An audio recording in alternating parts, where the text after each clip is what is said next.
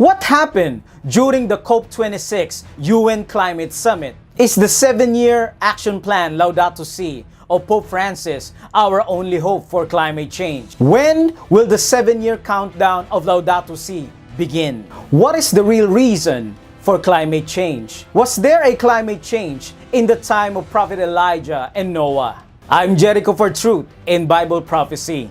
This prophecy update shows the urgency of fixing our eyes in Jesus, the author and finisher of our faith, and prepare our hearts for His soon return. Kindly subscribe and share this video to all. May the truth set you free as I present to you Countdown to Laudato Si.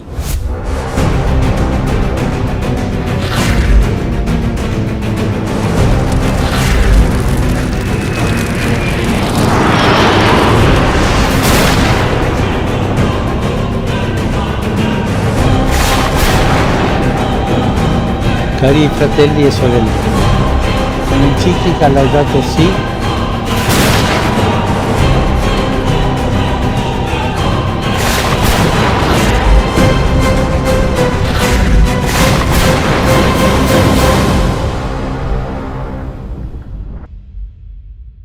After thousands of years of relative stability, the full span of human civilization and the Earth's climate is changing. As average temperatures rise, climate science finds that accurate hazards such as heat waves and floods grow in frequency and severity, and chronic hazards such as drought and rising sea levels intensify. For nearly 3 decades, the United Nations has been bringing together almost every country on Earth for global climate summits called COPs, which stands for Conference of the Parties. In that time, climate change has gone from being a fringe issue to a global priority. This year, the 26th annual summit, giving it the name COP26, which took place in Glasgow, Scotland, November 1 to 12. In the run-up to COP26, the UK is working with every nation to reach agreement on how to tackle climate change. World leaders have arrived in Scotland alongside tens of thousands of negotiators, government representatives, business and citizens for 12 days of talks. The goal of COP26 is to secure global net zero by mid-century and keep 1.5 degrees within reach, accelerate the phase-out of coal, curtail deforestation, speed up the switch to electric vehicles, encourage investment in renewables. After 2 weeks of intense deliberation, diplomats from nearly 200 countries reached a final deal to work together to stave off the worst effects of climate change for current and future generations. The Glasgow Climate Pact is the first UN climate deal to explicitly mention the need to move away from coal power and subsidies for fossil fuels. At its core is the demand that states set tougher climate pledges. However, in the latest draft, the language used was watered down when asking nations to phase out subsidies for fossil fuels. After 2 weeks of discussions, there are still a host of issues the nearly 200 countries represented at COP26 disagreed on. Swedish climate and environmental activist Greta Thunberg denounced world so-called leaders at Italy's Youth for Climate Summit. There is no planet B. There is no planet blah, blah, blah, blah, blah, blah, blah. This is not about some expensive, politically correct green act of bunny hugging or blah, blah, blah. Referencing the words of President Biden and British Prime Minister Boris Johnson, who have often used the phrase when talking about the visions for the future. Pope Francis praises young climate activist Greta Thunberg for challenging the adult world, and she as a strong supporter of Laudato Si movement. Pope Francis met Greta Thunberg, the Swedish 16-year-old who has galvanized climate strikes around the world. They are the Laudato Si generation, and they are mobilizing for climate justice. Young people had a big presence at COP26. More than 100,000 young people marched in the streets of Glasgow, where even former President Barack Obama urged the youth to stay angry about inaction on global warming. So to all the young people out there, as well as those of you who consider yourselves young at heart, I want you to stay angry. Many world leaders and activists are disappointed with the climate deal, saying it is not enough to stop catastrophic warming. COP26 was a failure, and the main failure was on financing, said Jeffrey Sachs, an economist and climate expert at Columbia University. The rich countries couldn't even come up with a meager 100 billion per year after 12 years of promising. According to Vatican News, Holy See on COP26, progress made, but time is running out. Pope Francis' speech is delivered by Cardinal Pietro Parolin in Glasgow, where he stresses the need for action from all to save the planet. AmericanMagazine.org says, COP26 did not go far enough. It's time to take the Pope Francis approach to climate change. The Roman document that most obviously serves as counterpose to the Paris Agreement is Laudato Si. Pope Francis instructs us that all things are connected and that climate change, social injustice, and economic inequality are inextricably linked. Thus, the pursuit of the Jesuit goal of cura personalis, or caring for the whole person, may cumulatively lead to cura planetis. The cry of the poor and the cry of the earth resounded in recent days at the just concluded COP26 in Glasgow on climate change. Question: at the just concluded COP26, what is Pope Francis' response to the cry of the earth? Answer: a mandatory day of rest, Climate Sunday. The Pope said there are 7 sectors: families, individuals, parishes and dioceses, schools and universities, hospital and healthcare centers, and the world of economy. The first objective is to involve everyone. Then we propose 7 Laudato Si objectives that reflect the originality of the encyclical. Reading once more paragraph 237, Laudato Si. Sunday is the day of the resurrection, first day of the new creation, whose first fruits are the Lord's risen humanity, the pledge of the final transfiguration of all created reality. It also proclaims man's eternal rest in God. Is the world gradually supporting this 7-year action plan? Yes. November 19, just days after the COP26 was finished, Nancy Pelosi, the Speaker of the United States House of Representatives, says combating climate change for her is a religious thing. I believe this is God's creation, and we have a moral obligation to be good stewards. Pope Francis, the leader of the Roman Catholic Church, is a strong advocate of action to address climate change.